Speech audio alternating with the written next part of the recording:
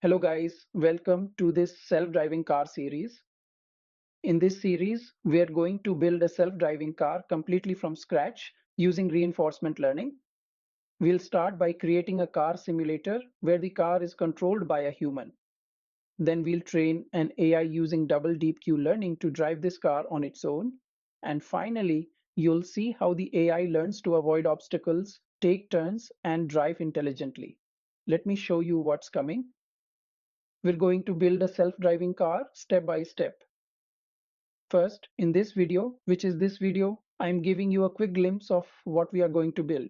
In the second video, we'll create a complete car simulator where the car is controlled by a human. And in the third video, we'll train an AI agent using double deep Q learning to convert it into a self-driving car. So by the end of this series, you'll have a complete self-driving car built from scratch.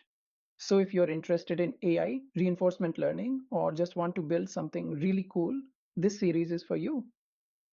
All right, that's it for this video. I'll see you in the next one where we'll start building our human controlled car simulator.